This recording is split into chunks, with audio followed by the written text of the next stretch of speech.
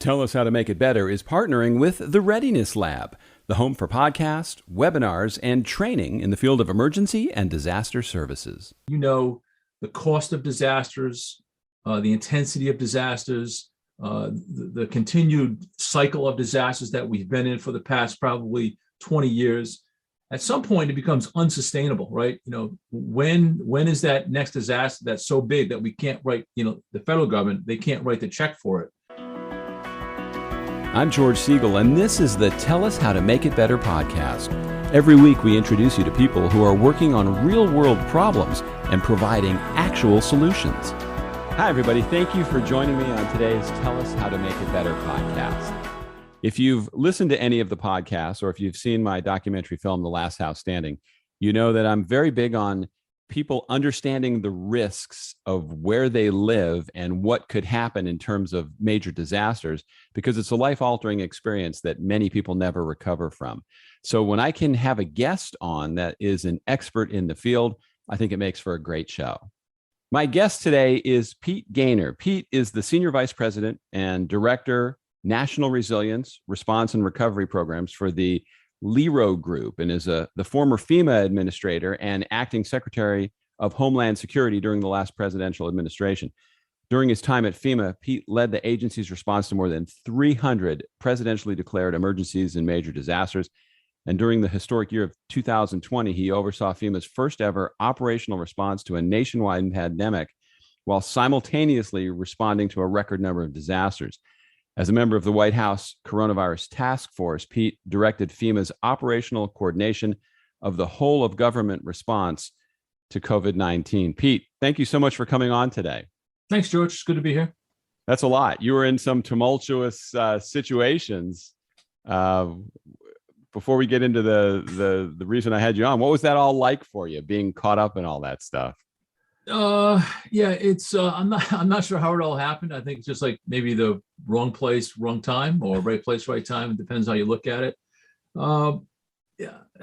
It's unplanned. I think I went down to help my friend Brock be the deputy, and then some things changed, and then COVID hit, and we had probably two of the worst fire seasons, hurricane seasons in history. On top of that, and it's a you're in a special place. The nation's asking you to do, not just me, but the entire FEMA organization. They're asking you to do impossible things, and somehow, through really hard work and really great people, you rise up and you do it. And so it was an honor to be down there to help the nation through that early pandemic. Yeah, I imagine it's very difficult to be in a job where you're criticized for everything. And when FEMA is involved, I made a documentary film called The Last House Standing, and we featured Brock Long in the film. Yeah. FEMA is in such a thankless position going into a disaster because people are devastated. Their lives are turned upside down. And if it goes, there's no really going well. I mean, it just seems like a thankless job. Yeah. So I tell people, and so I've been a local emergency manager and a state emergency manager and a federal emergency manager. And, FEMA or whatever state or local you work in, it's the only agency that has emergency in its title, right? So, it's not going to be, it's not going to be good. And that's kind of our forte, right? When disaster happens, we stand up and we do what we're tasked to do. And that's bring relief to disaster survivors. These days, from pandemic to hurricanes to you name it, right? We're in that mix, and so from time to time it can be a thankless job because everyone wants it perfect, and disasters and chaos, and this business is an imperfect business, but you do your best, and I've told this to other people, I'll match any one bad story with 10,000 great stories about what FEMA or emergency management has done to help those that are in need, those disaster survivors. So, yeah, you have to have a really, really thick skin. One of the things I did in DC, never listen to media because you'll go crazy, and I think sometimes it may prevent you from doing the right thing when you listen to what they're saying. and it just gets you off track. So, stick to your morals, stick to your integrity, do the right thing, and hopefully it all comes out with a plus sign. Yeah, I think the media naturally just looks for the bad stories. Yeah. They very rarely gravitate towards the good ones. When I used to go around talking about the media to groups, I would say, if you have a nice family of 5 or 6 people living in a house and everybody's, they go to church, they do their jobs, they're A students, nobody cares. But all of a sudden dad gets caught with a hooker, mom is drunk driving, the kids set fire to something. It's the lead story of the news. Yeah. We want to see bad things happen. Yeah. So, and that's probably human nature, right? I guess maybe we take pleasure in somebody else's misery. I don't really get that. Being in the misery business, right? You want to kind of relieve all that. And so, just the ground floor of all this is, the FEMA administrator travels a lot, right? To and from disasters, all on, for the most part, all on commercial airlines. And so I did a lot of traveling across the country from disaster to disaster. And, typically I'm wearing my FEMA gear, my FEMA shirt, and they don't really know who you are. But in an airport, I've had dozens of people come up to me just randomly, right? And just like, and they're not thanking me personally, but they're thanking FEMA for everything that they've done for a brother or sister or cousins in some previous disaster. I've never had anyone come up to me and say, you guys do a terrible job. I think 100% interaction that I've had is people that really appreciate FEMA or emergency managers doing the thing that not many people want to do or can do. That's great. And that's so important. It's great to hear that. Now, what I like to do with this podcast, one of the reasons I started it is we identify problems and we talk about people that are solving them. And I think that's so huge, rather than just complaining about things, to actually make a difference. So what would you say is the primary issue or problem that you work on? I mean, now in your day-to-day basis. So I work for a company called Lero, and basically it's an engineering architecture company, project management, construction management. We don't do construction, but we do the management, all those things. And we have a disaster recovery business. And one of the reasons I joined is to build a more resilient nation, right? And because if you don't invest in pre-disaster initiatives like BRIC, building resilient infrastructure and communities, a new program at FEMA, or just make investments in trying to make the next disaster a little less impactful to your neighborhood or to your state or to your town or your city, then we get into this cycle. So how do you promote best practice? For instance, building codes, right?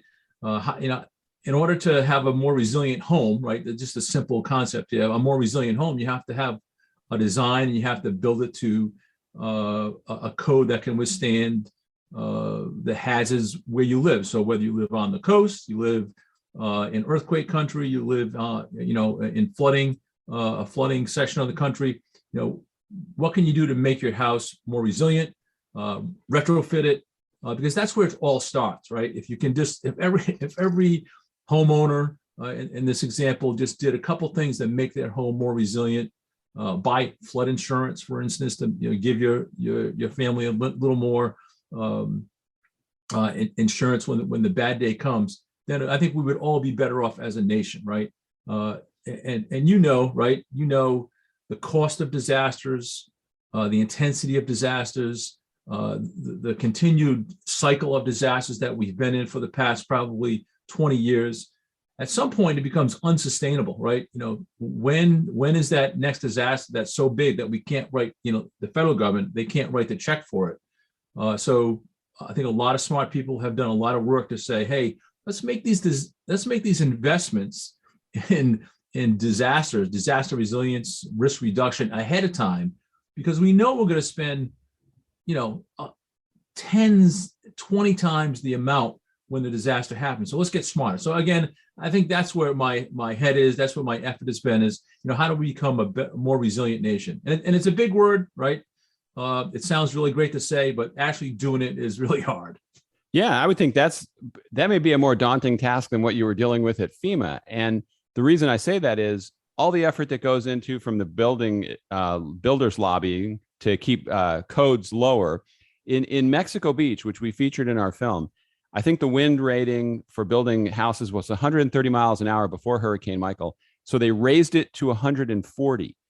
But they were hit by a Category 5 hurricane. So you already know that a bigger storm can hit, yet they didn't rebuild to survive that. Why does that happen? Because we love status quo in this country, right? We don't want to be upset by new rules, new regulations. And again, I think it goes back to human nature. We just want, I think most people just want to live their life the way they've been living it. And they don't want to, any added heartache or expense in doing anything different. But I started my life as a local emergency manager. And, I know you've heard the saying that all, disasters, start and end locally. And it's absolutely true. And so, the federal government is not going to has no authority to mandate local building codes. It has to start at the very, very bottom of the pyramid, right? And if you can have strong building codes, you can convince your city council, your town council that it's in the best interest of your community economically, right? Life and death, property preservation. If you can convince people that it's the right thing to do, then they'll do it. And Mexico Beach is really a great example, right?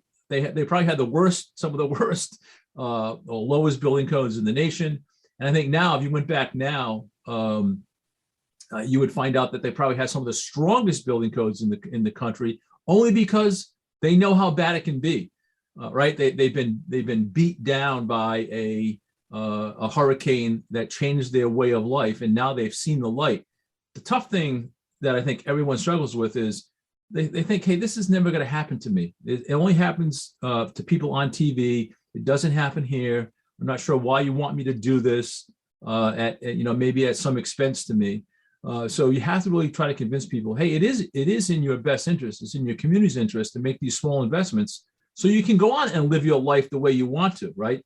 But there's some give and take in that. And again, I think like 65% of counties, cities, and towns don't have a modern building code. And why is that? I mean, I don't necessarily know, but you need to keep the pressure on your local elected officials to change those things. But in the case of Mexico Beach, wouldn't it have made sense to say, let's take South Florida's building standards. Let's build to withstand a Category 5 hurricane, as opposed to a Category 3, maybe a 4. Why? So that was a perfect example. It's like with what they went through there, it was one of the most unbelievable scenes I've ever seen, with all the destruction and the people's lives that were turned upside down. And that's not even calculated in the cost of damage, is how your life is disrupted and how vulnerable you are after a disaster. So if ever there was a situation where they could have built back to a higher code, that seems like it should have been it. Well, I mean, I think it's lack of imagination on a lot of people's part. So you've been down there, and I've been down there to Mexico Beach, and you've seen the pictures of before. It's a, wonderful place to have a beach home right on the water, small community, right? Very tight knit. A lot of old families down there that have, passed on some of those homes generation to generation. And then you go back after, and it's nothing but flat concrete pads. Like, there's no homes down there. And so how could you have convinced the homeowners pre-hurricane to, like, hey, this is what your community is going to look like if you don't do anything? So, I mean, how do you get people to see that vision and take action? It takes a lot of work. Some people down there, I mean, there weren't many homes that withstood the hurricane, but there were some homes down there that built a code. They were elevated off the ground, or they had reinforced concrete that allowed that home to stand. And you look around, and it's like 99% of the homes are gone. And there's a couple down there that took action. Well, imagine if that was the other way around, right? Mexico Beach would, they would have recovered in a matter of weeks if that was the case. Yeah, and so I don't understand it. I think they could have built back to a higher standard. I fear for what would happen if they got hit by another one. And if we look at Louisiana, what was it? Last year was 2 years ago. They got hit by 4 hurricanes. Yeah, Lake Charles and surrounding parishes there really took a beating from Laura, Delta. I've lost track. I think I was in Louisiana so much I got to pay taxes last year on all my visits down there. But yeah, yeah, it's human nature, and what's the trick to overcome human nature? I don't know. If I figured it out, then I'd be a hero. But it just takes pressure, and it really starts. I think it starts with building codes, right? That if you can change building codes, then you can actually build to a more resilient state, and it doesn't cost that much more. I mean, I'm looking at some of the stats. If you build like a $300,000 house, 1.5% of that total, $5,000 is dedicated to more resilient building, hurricane straps, and all those kind of things. It's not expensive, but you just have to realize that you need to do that because it's in your best interest, your family's interest, your community's interest. Yeah, and I think guys like you that are experts in the field and people that I read the stuff that they post online, I go, well, these guys understand it because they're doing it every day. But we were in Moore, Oklahoma, where it took 4 or 5 major tornadoes for them to finally change the building code there. I was amazed by how many people there did not have a storm cellar. So we went around trying to find out how much they cost, and it ended up you could get one for $3,500. You could finance it with very low interest. Yet a very small percentage of the population had it.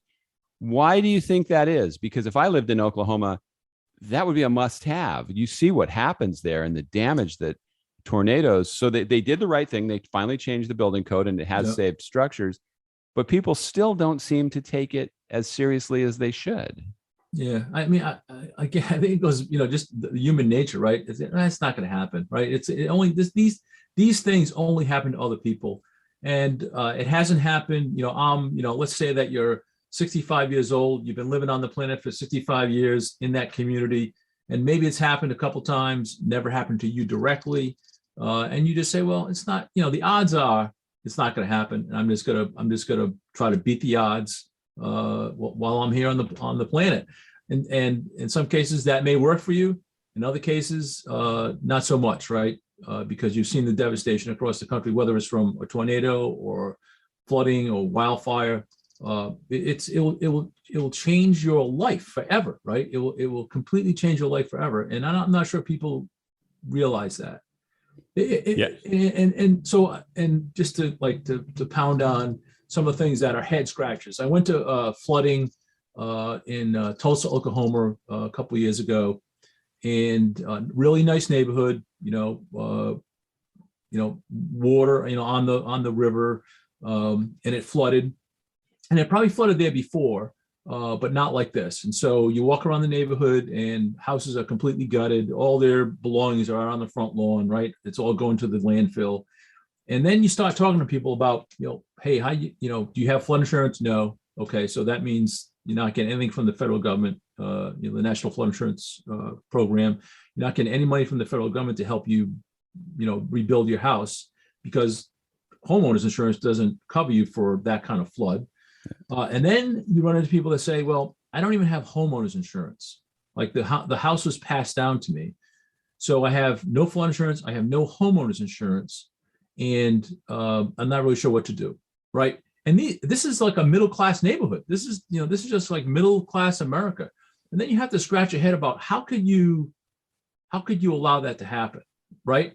But as head of family, how can you allow home insurance to lapse on your structure that was at risk of flooding, right? Because again, you're not, most likely, maybe you get back in that house with the help of friends and family, but maybe you have to move into something subpar, right?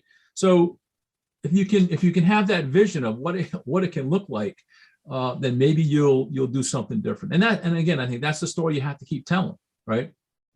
Yeah, I mean, I that's one of the things I was talking to the folks at FEMA about is I think that should be the driving message. And if it already is, excuse me for not having seen it marketed places, but the pre-disaster preparation, I think, is where a lot of the attention should be.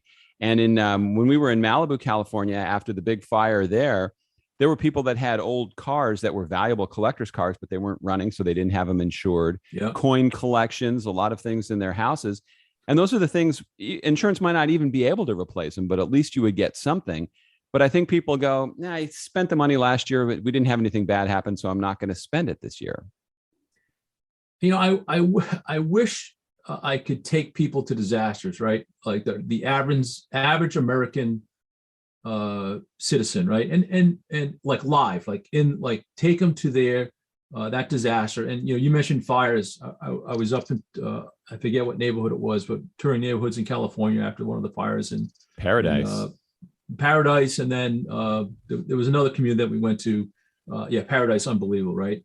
But we were walking through this neighborhood, and there was a fire department. So the whole neighborhood is burnt down. The only thing that survived those fires are like gas grills and bicycles and things that are made out of metal, cars, right? Even cars don't survive that well. And there's a homeowner who is, with the help of some local firefighters, is sifting. They have these little square wooden trays with wire in the bottom of it, and they're sifting through, shovelful at a time, their entire household to try to find something like a family memento, right? Whether it's rings or a watch or something. But essentially, everything else in that home, right, from the roof to the cellar, is ash. There is nothing left of your life, and you're trying to sift through tons and tons of debris to find, hopefully find that memento maybe that your grandmother gave you. It will crush you, right? If you were there doing it. So if you could take an American taxpayer in the moment to go see that, we would change the way we look at disasters and preparing for disasters. Well, that's why that's why I'm trying to get more people to see my film, because we give them story after story. There's a family in Malibu that they had 4 fireproof safes that melted during the fire and ruined everything. The only thing that survived on their lot was a pizza oven that they had imported from Italy. And the woman said, I wish I had kept my jewelry in the pizza oven. It might have survived, but it's heartbreaking. And then some people go, well, they're rich, they can afford it. No, nobody can afford that. The things you lose, you can never get back. It's just heartbreaking.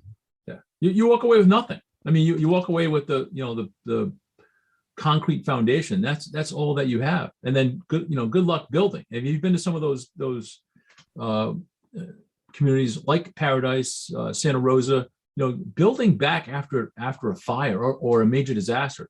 It is a long haul. If you're a homeowner, right? It will break your spirit. So what people found out in Malibu was, because the code had evolved over the years, you could only build back the exact footprint of your house if you wanted to start right away. If not, you had to go through the whole permitting process. So if you wanted to get that view, or you wanted to have your house facing a certain way, it wasn't a slam dunk. You could get away with that.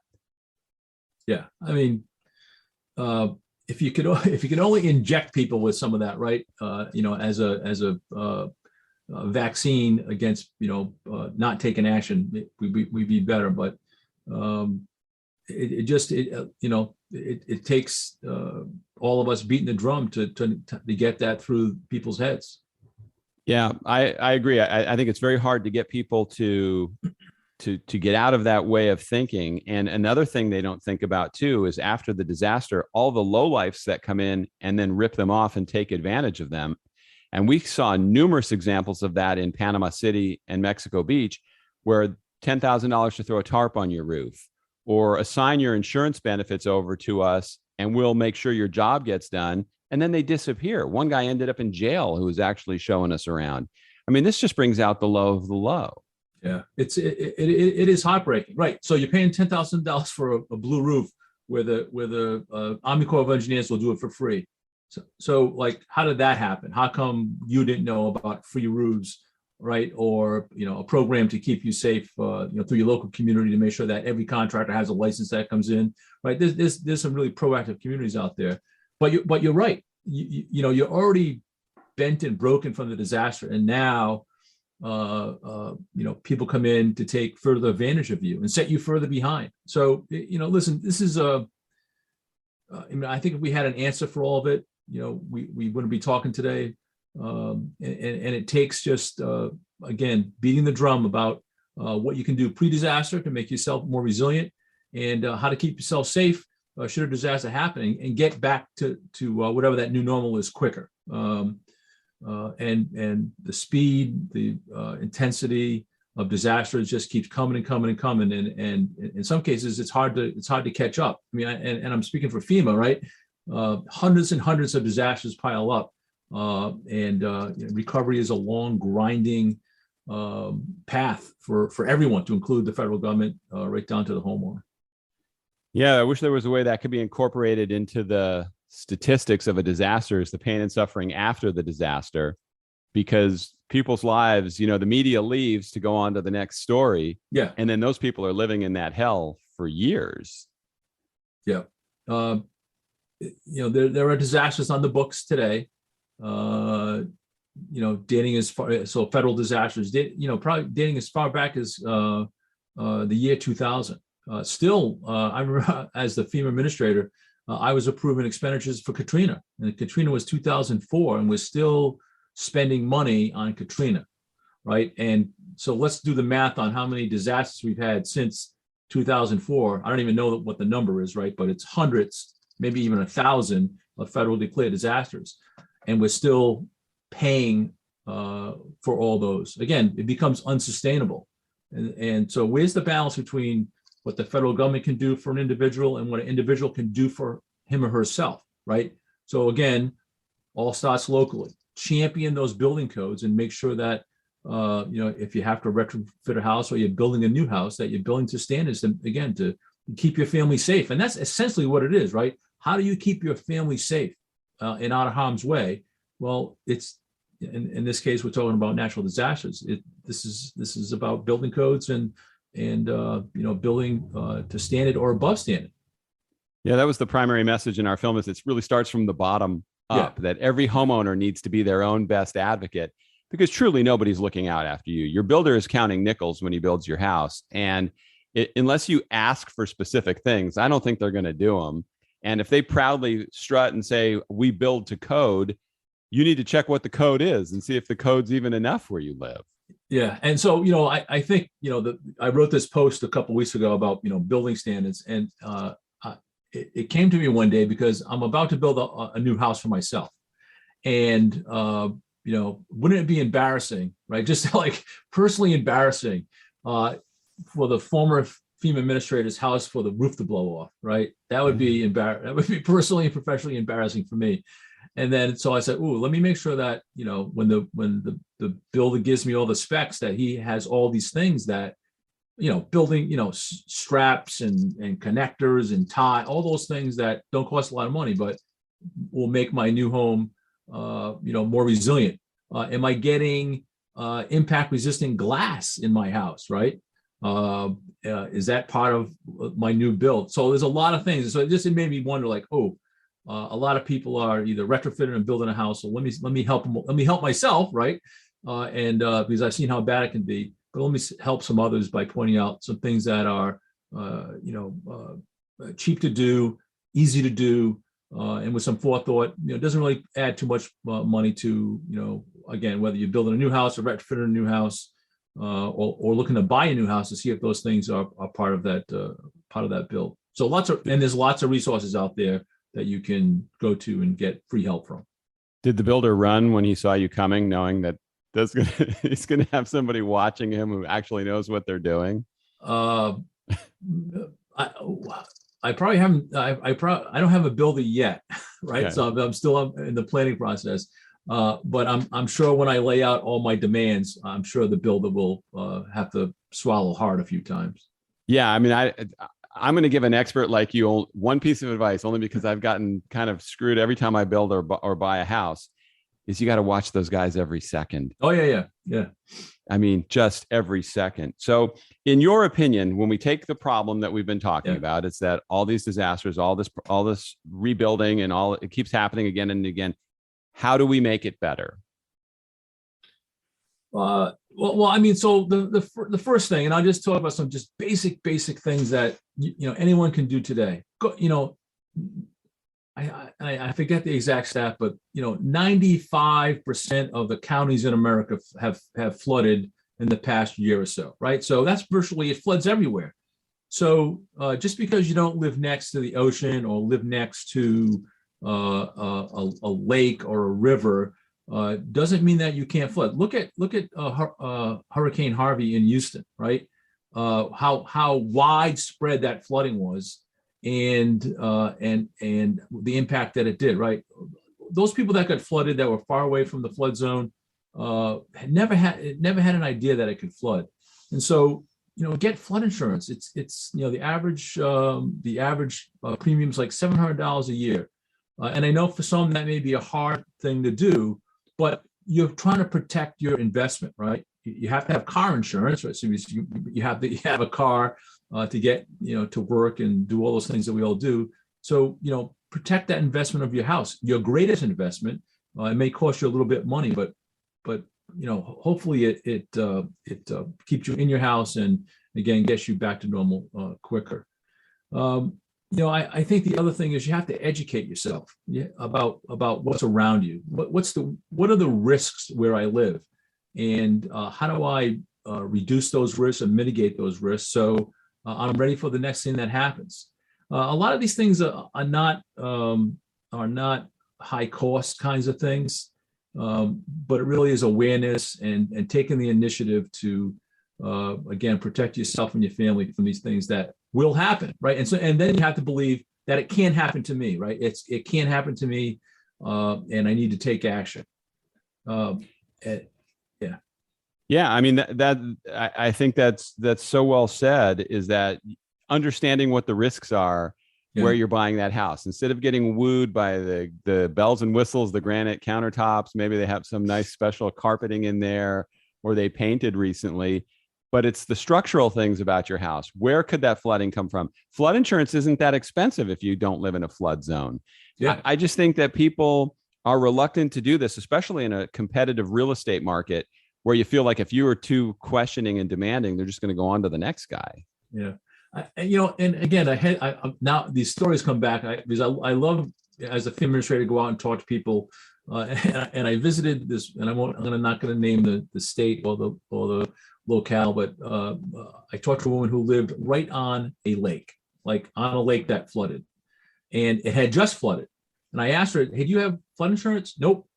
I said, "Will you get flood insurance for the next storm or next flood?" Nope. Why? Because I don't need it. And still some of the logic in it, I'm not sure what the logic was, that I've been flooded at least once. I had to pay for whatever damages happened in the first flooding. I could get flood insurance that cover me to a much greater degree, but I'm still not going to do it, right?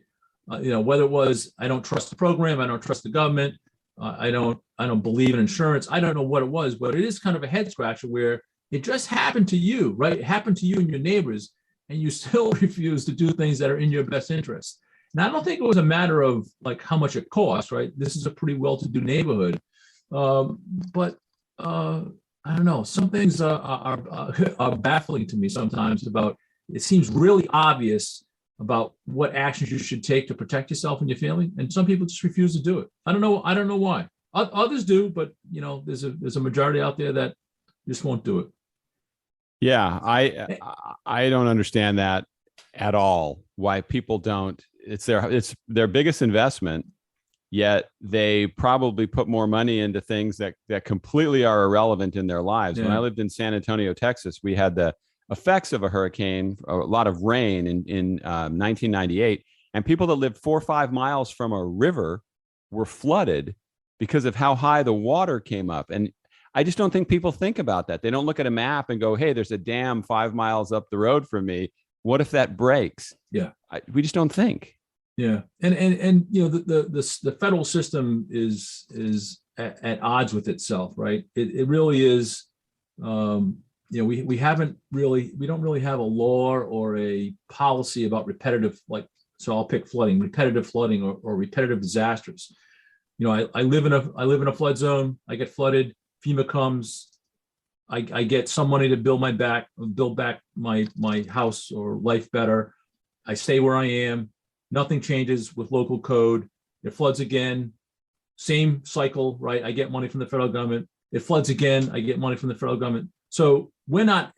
Speaking on from the federal FEMA side, we're not helping ourselves with some of these programs that just logically don't make any sense. But again, if you're a local elected leader or a congressman or senator telling your constituents that, hey, by the way, FEMA's not going to cover you anymore. Maybe it's a bridge too far for elected officials to say that, right? To actually disincentivize some of the things that we do, right? So, we have I think the federal government has some things to do to kind of change that dynamic. But if hey, FEMA will be here or the federal government will be here to kind of, give me money or give me resources and I can stay right where I am, then maybe that's the easiest path for people. But we need to fix some things, I think, at the federal level to kind of change that dynamic. Yeah, a great neighborhood to look at. I live in Tampa, Florida, and so they're rebuilding a lot of houses. So a lot of older houses that are at ground, sea level elevation, the flood level's 10 feet. And so you see a brand new house way up in the air, and then houses next to it that are going to get flooded. And you just want to wonder, do these people have flood insurance? Are they thinking about it? Are they saying, well, then that'll be our indication to finally rebuild? Also, a lot of people putting wood on the second floor in an area that's prone to hurricanes. There's apartment buildings built down the road from us that are all built out of wood. Yeah. It's like, are they not hearing the message? It's a head scratcher sometimes, right? Yeah. Could you build out of more weather resistant material like concrete, reinforced concrete, or a combination, or better engineering standards to make that thing survive? I don't know. Maybe it's cheaper to let it, let insurance cover it and rebuild it. Maybe it's cheaper that way. I don't know, but logically, I think to me and you and most people, it makes no sense. Yeah, we know some people whose house was flooded a few years ago from, I think it was a tropical storm that hit this area. So they're rebuilding, and I walked by there the other day, and they're doing the second floor wood. And you can see how they kind of have it bracketed on there. But I was explaining to my wife that, what are they doing? They know that this is a bullseye for a hurricane, and it leaves me scratching my head. Anyway, the reason that I found you, I had seen you on TV back in 2020, but you posted this article on LinkedIn. It was a post that gave a bunch of resources for people that I just thought was fantastic because it covered earthquakes, high wind, designing roofs, flood resistant. What motivated you to do that? Yeah, I think so. I've always been like a pro building code, right? Modern building code, right? From as far back when I was a local, especially at FEMA, seeing the impact of a disaster on a community that has no building codes, right? It's sad and it's completely avoidable if you took some action. And then again, like I said, I'm about to build a new home, and it's like, oh, I need to make sure that I'm doing all the right things, because I know, I can. In my head, right? I've been to floods, hurricanes, fires, you name it. I've been to all of them, earthquakes, and I see what happens to communities, to a home that's improperly built, engineered, and more importantly, it's really not the structure itself. It's what happens to the people that live inside of it, right? Does my wife want to live in a shelter for 6 months? It's not happening, right? My wife is not going to put up with that. My family's not going to put up with it. I don't want to do it because I've seen it. So what can I do now? And so that's the kind of motivating me, because I'm actually in the process of doing it. And I kind of want to make sure that I share all those resources out with people that may be in the same circumstance or thinking about doing it, or they could share that out with people that are doing it. But again, all free resources that are out there available from both the federal government and from the private sector who have an interest in all this. Flash is out there, Fortified Homes is out there. You can find all those things online, and again, free. And look at those specs, hand them to your builder and say, are you building this for me? When I build a new home or retrofit a new home, are you doing all these things that we should be doing? And if the answer is no, then you need to take a serious look at specs and the end result. You don't want to get yourself in a jackpot when it's avoidable for a small amount of money. I think let me answer for them right now. And the answer in most cases is probably no. And you have to demand it. You know, when we were in Moore, Oklahoma, the builder we interviewed, when they changed the building code, I think it added, they said $1.50 per square foot to the cost of construction, which she said was roughly adding granite countertops. And I said, what would have people have chosen if they just had the choice between granite countertops or the higher code? And he said most people would choose the granite countertops. Yeah. And that tells you everything you need to know. It's like we're our own worst enemies as home buyers because we don't demand more. We let them get away with it. And as long as we don't hold them accountable, they will continue to get away with it. Yeah, and I agree. But again, I think it all starts with education. If you can arm people with that information and kind of make them see the light, then maybe they'll make a different choice, right? Maybe they'll get a lower grade counter and do the other thing, or just say that investment of 1.5% of the total cost of the house. I'm going to make that investment to make sure I can stay in the house, without interruption should a disaster occur. I mean, that's kind of it. So education, I think, is key. Making people aware of what's out there, what they can do on their own. So whether or not you have strong building codes right in your community doesn't really matter. If you're educated, you're made aware, you have the resources, you can build to whatever standard you want to build. Of course, it costs a little bit more money, but don't let the lack of building codes determine your future, right? You should arm yourself with good information and demand, whether you're doing a retrofit or building a new house or buying a new house, that these things are part of the future of your life, and more importantly, the future of your family, right? Because it's not necessarily about the building; it's really about your family, right? The living people that are going to endure the pain and suffering that will come with bad building codes.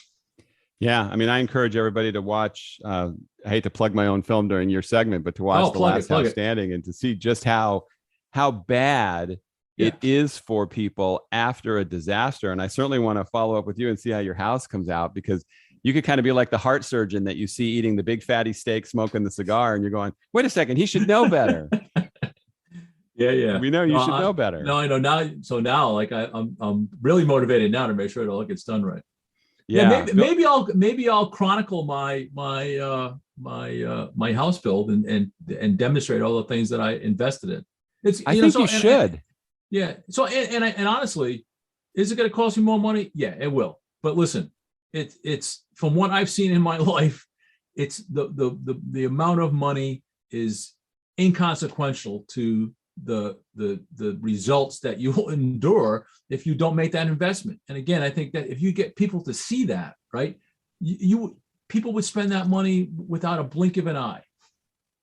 Yeah, the worst part of making our film is just seeing the pain in those people's faces that are just steamrolled by a disaster. It's like there's that glazed look. You've probably seen it way more than I ever will. Yeah. It's unbelievable. It's heartbreaking, right? It's hot because that I mean, I'm getting back into my air-conditioned car and I'm going to my air-conditioned hotel and I'm going to get on a plane and go back to my home, right? That's still standing. And I have running water, I have air conditioning, I have electricity, I have all those things, and you're leaving those people behind. It is gut wrenching, right? So I think back to my earlier point, if I could just take those people that haven't been impacted by disasters and transport them real time into the shoes of a disaster survivor while they're shoveling out a shovel at a time, looking for their life mementos, you would change the way we look at disasters in this country. I mean, I don't know how we can do that, but it really is quite important that people understand what's at risk. Yeah, I think it's going to take a lot, and and even we see it when in the rebuilds. I don't think they're doing enough, and it's scary. It's scary to see, and unfortunately it's going to keep happening. So if people want to get in touch with you and get more information about you, what's the best way for people to reach out to you? You can just I'm on LinkedIn. I'm not on Twitter. I gave that up. I'm not on Facebook. Never was. So I'm a LinkedIn kind of guy. My contact information is in there. You can either send me an email or direct message me. Feel free. I'll try to be helpful where I can. Awesome. And I'm going to put all those resources that you had in your article in the show notes for this podcast, Great. because I think it's huge for people to be able to click to Fortified, to be able to go to all these different resources. And that was a great job putting that out there. Pete, thank you so much for coming on today. Thanks, George. And best of luck with your house. I will. Now I'm going to have to chronicle the whole thing now. Now you got me thinking. That could be a documentary film right there. That would be worth watching. It could be. It could be. All right. Thank you. Thank you for joining me for today's podcast. If you enjoyed what you were listening to, please share the link with your friends so they can become listeners too. And if you have any questions or comments, there's a contact form on our website, tellushowtomakeitbetter.com. You can give me your thoughts about what you were listening to or suggestions for guests for future programs. Thanks again. We'll see you next time.